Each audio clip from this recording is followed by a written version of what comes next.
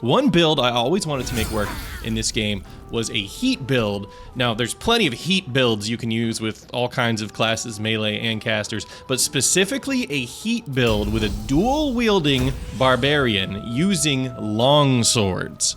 Not axes, not maces, not flails, specifically 2 long swords that both deal fire damage. Now, before patch 8, I actually don't know if you could have accomplished this without dipping one of your swords in fire first. So I'm gonna show you the requirements for this build and a couple little things that you can tweak if you wanna sort of make it your own. The first thing you're gonna wanna do is go over to your pal Withers here.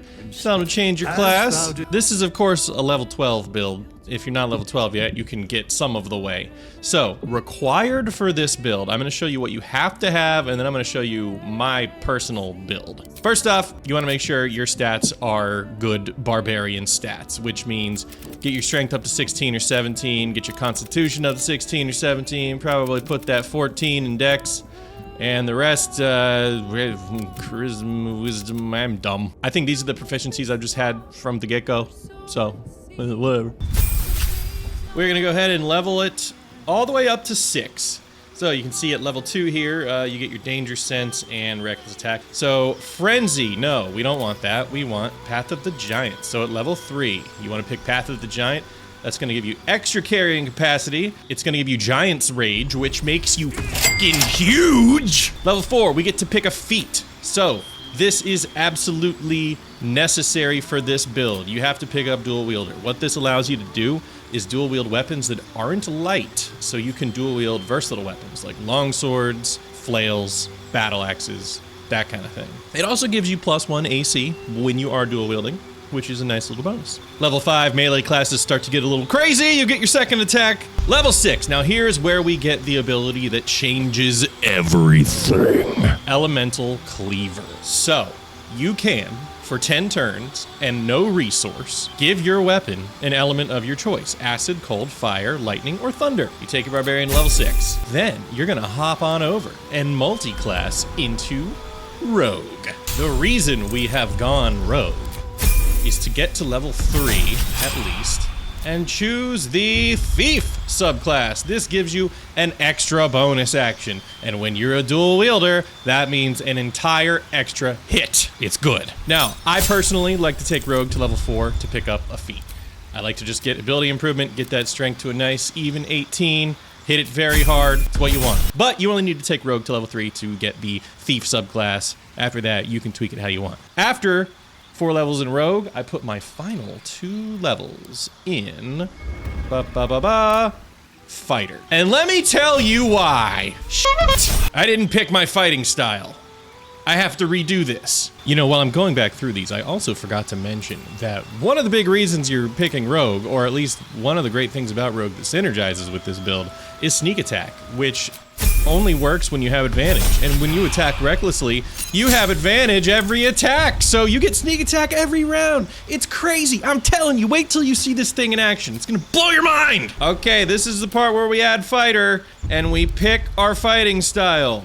2-weapon fighting. At level 1, you get this. 1 level of fighter gives you this. When you make an attack with your offhand weapon, you can add your ability modifier to the damage of the attack. So you actually get to add your strength modifier. Normally, with an offhand attack, it just does weapon damage. You don't get your strength modifier, which I think is stupid.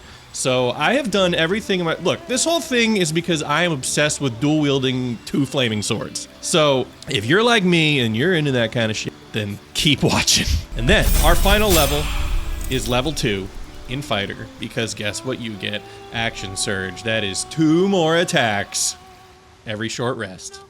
And that's the build. That's how you want to build your character from a leveling perspective. So which long swords you use is completely up to you. There are no long swords that deal inherent fire damage.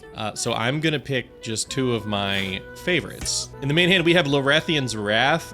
It's one of my favorite swords in the game, because it's got a giant conical AoE on it, and I'm pretty sure that if you use your heat charges on this, it does fire damage. So we'll test that out. And then in my offhand, I like Sword of the Emperor because it's a +2, which is better than Lorethian's Wrath. It gives you +2 to saving throws against spells, additional 1d4 damage against shapeshifters and polymorph creatures.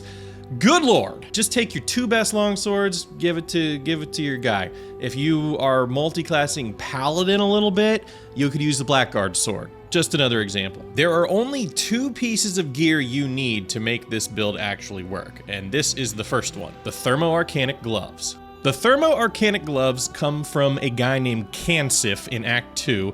I think he is an orc, and he's with that caravan at the very beginning. He's with the Absolute, where you gotta meet up with them, and there's a goblin, and he's got a torch, and he's like, "Stay out of the darkness, the shadows will eat you behind." So, if you missed these gloves, you can't do this build. But you could get creative and figure out other ways, because there are other items that utilize the heat mechanic. For example, completely optional, but if you don't care about swords, you can use the Thermo-Dynamo Axe, sold by Damon. Anytime you deal damage with that weapon, you get 2 turns of heat. Technically, that's better than what I'm about to do, but it's not a longsword, so... You know, you gotta fight the battles, you gotta, you know... There's one other piece of equipment if you want to stick with the 2 longswords and you don't want to use the Thermo-Dynamo Axe.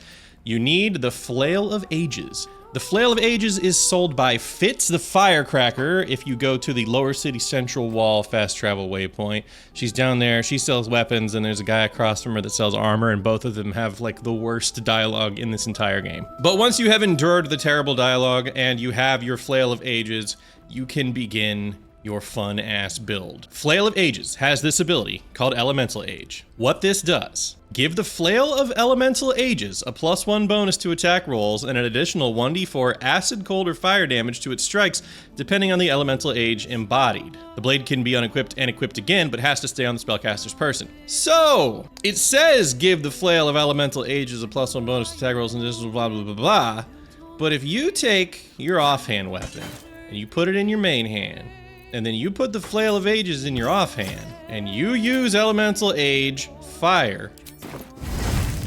Watch this. Look at that. The sword gets the fire. So then, you take off your Flail of Ages, you get your other longsword, you put it in the main hand. You want to make sure you're using the Flail of Ages on the sword that's going to go in your offhand, but when you do it, you have to put that sword in your main hand, and the Flail of Ages in your offhand. I know it's confusing, but just trust me, it works. So, now you can see, you look at Sword of the Emperor, boom, 1d4 fire damage on there. So, as for the rest of your gear, I mean, I just try to maximize damage. One thing that you can do is use items like Caustic Band that adds 2 acid damage to all your attacks. So anything that adds like 1d4 fire, 1d4 thunder, 1d4 whatever, I mean even more than 1d4 is great, but usually it's 1d4. Since you're attacking so many times, at least 4 times per round, that is an extra 4d4 damage, or in this case an extra 2, 4, 6, 8 acid damage. Extra 8 damage per round is nothing to scoff at. I'm also going to try something here with this Callous Glow Ring, which deals an additional 2 points of damage against creatures that are illuminated. So I think what we could do is actually go over to Shadowheart and get light cast on my main hand sword. And then all my enemies will be illuminated and they will be taking 2 more damage from every single attack. I've got the Helldusk Boots, which let you teleport, like do a flaming, here, it's called Hellcrawler. It's essentially a flaming Misty Step. So you do that with a bonus action and you get a bunch of heat built up. We haven't even really talked about what heat is. So let's do that. So what is heat? Heat. Let's see. It is a condition, 1d4 fire damage. Engulfed by a vengeful fire. Takes 1d4 fire damage each turn, but can use heat convergence. Well, what's heat convergence, you might be asking yourself? Hello? Game? Sick. Heat convergence is a toggleable passive feature available to entities with the heat condition. It allows them to consume all turns of heat to deal extra fire damage on their next spell or attack. This is from the internet, not from the game, because the game is being a dick. All right, let's go talk to God's favorite princess. Get that light spell. Whoa! Heaven, let your light shine down. Look at that. All right, with all that done, I believe we are ready to roll. Boy, oh boy, this sure looks like a fight I could pick. I pick you, fight. Oh, they didn't like that. You witnessed assaulting someone. Everyone disliked that. The cells. Oh, looks like I'm headed for the cells, guys. All right, let's see what this build can do. This is a lot of flaming fists against little old big old gigantic me. Arrow humanoid slaying. Ow, ow. Ow, ow. Alright, well, it's my turn, so, nice try, everybody. Rage time. Yes! I'm huge! And now, we click this button. Elemental Cleaver. Bam! Elemental Cleaver. Fire. Bam! Bam! Confirm that shit. Boom! Check it out. Extra 1d6 fire. Extra 1d4 fire.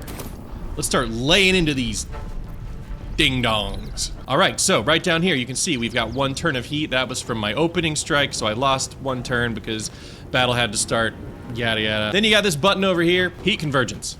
When you're at 6 or 7 stacks of heat, you want to click this. Your next fire damage attack will do 6 or 7 extra, depending on how much heat you have. And if it's a thing that hits multiple targets, it'll do it to all of them. So I'm gonna try to use Lorethian's Wrath once I have a full stack of heat. See if I can do a bunch of fire damage to all of them. That would be extra fun. But for now, let's do some, ooh, you know what I could do? Is my flamey teleport. That would add a bunch of heat right off the bat. I'm at 3 stacks now. Oh, it didn't do it for each person. It just does it for each time, I guess, you deal fire damage. That's cool. Same amount of heat I would have gotten from attacking. Let's see. Oh, this is that lady that hassles you and takes your money. Yeah, I'm going for her first. Boom!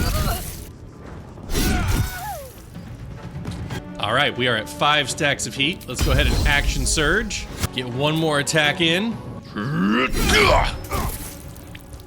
He is at 16. I don't even think I need to, I think it'd be a waste of damage to dump the heat on him, but just to show you guys how it works, you click this button, you click the bad guy, and they go away. Look at that, 12 fire damage on that attack. Insane. Yeah, you guys gather around nice and close, nice and tight and close. Make sure I can hit every single one of you with the AoE. Yeah, I'm immune to prone, but good try. I'm at no stacks of heat. I can build up some heat, though. I can build up heat. I can build up heat. I can build it up. Offhand attack. Bop! Look at that. 2 stacks of heat. Offhand attack. 2 more stacks of heat. Main hand attack. Reckless with sneak attack. 2 more stacks of heat. Click heat convergence. Lorethian's Wrath. Make sure they are all in it. And boom! And then there were 2. I wonder if I can survive this round. Ooh, we're cutting it close. Oh, death is close at hand. Ow! I'm not gonna heal. I refuse to heal. Healing's for babies. Just gonna win through damage. Oh, I missed you, mother scruncher. Die. Also you. And 1 final hit. Oh, this guy's at full. This probably ain't gonna kill him, but next turn he will die. And if he tries to move away from me, he's gonna have some problems. Look at that, 1 attack, 1/3 of his HP. Come on, come on. What you gonna do? Okay. What else you got? Okay. I mean, sure. I am at 2. I'm at 2. Offhand attack. All right, that's 7 heat. Let's do it. Heat convergence. Reckless attack. He's only at 17. Yeah, this guy's done. Boom! Oh my god. So that's the build. I like it. It's a lot of damage. I like fire. That's my main thing. I just like fire. Can I kick these corpses? Let's go back to camp. I want to try something. All right, I made some oil of combustion. I don't remember what this does, but we are gonna try it.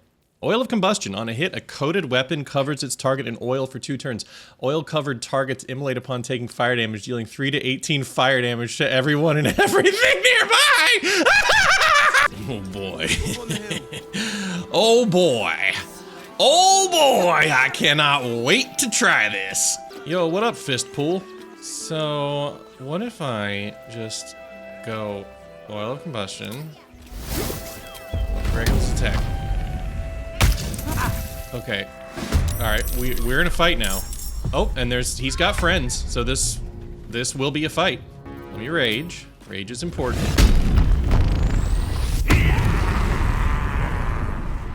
And is the oil on both weapons? Oil of combustion. Oil of combustion, it's on both. Elemental cleaver. Fire. Yeah! That's what I said. So, he's got the oil on him. He's got the oil. Let's see what this does.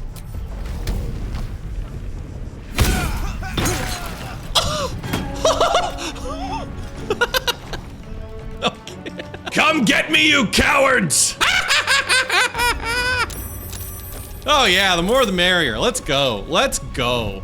Let's go. Boom! And you know what else? And you know what else? Boom! I should have consumed my heat. He'd be dead. Whoops. I'm at 7. Inefficient. Oh well. I'm so excited. I'm so excited that I just discovered how good oil of combustion is while recording this video.